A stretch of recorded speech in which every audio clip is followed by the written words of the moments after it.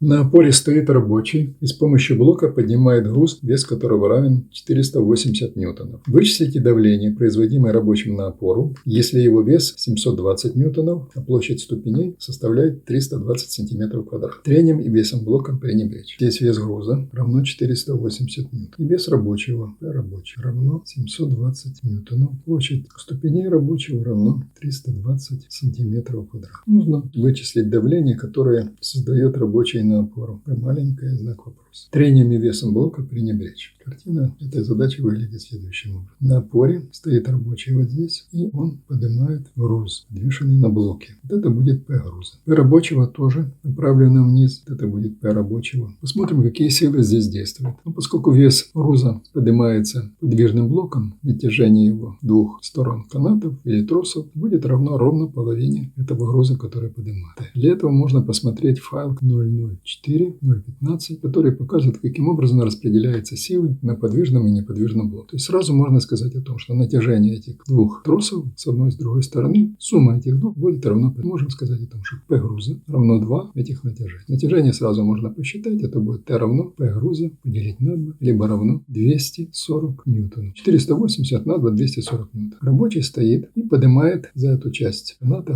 подъем, преодолевает 240 ньютонов. Он будет преодолевать эту картину. Его усилия направлены в противоположную сторону этому направлению. То есть давление на площадку, на которой он стоит, будет составлять его собственный вес, плюс еще сила, которая преодолевает вот это натяжение Т. То есть ровно Т. Вот эта сила F, которая будет действовать для того, чтобы рабочий поднимал, она должна быть равна натяжению этого блока. Общее давление, которое осуществляется на вот эту площадку, на которой стоит рабочий, обозначим его N, будет равно P рабочего, плюс сила вот эта F, которую он преодолевает, поднимая силу Т. F будет равно Т, потому что здесь не указано о том, что он поднимается ускорением, F равно T. Так можно подставить о том, что N будет равно P рабочего плюс T. А что такое T? Это P груза делить на 2. То есть P рабочего плюс P груза делить на 2. Это сила, с которой сейчас рабочий поднимает вот этот груз P груз. Что такое давление? Давление – это сила, с которой он давит, вся сила, деленная на площадь, на которую он опирается. P будет равно N делить на S. И равно, давайте посчитаем N, чему тут равно. P рабочего будет сколько? 720 ньютонов.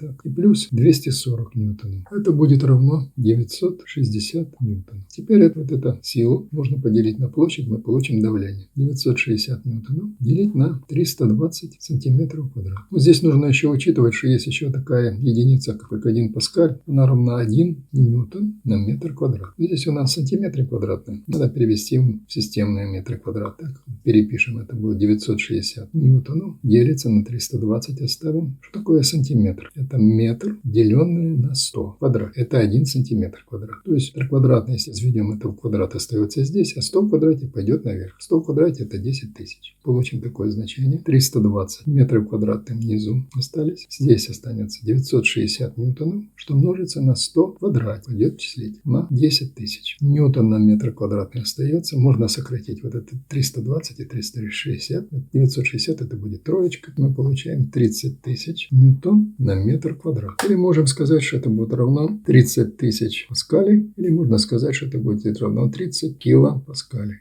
Итак, P равно 30 килоньютонов на метр квадратный, либо равно 30 килопаскалей.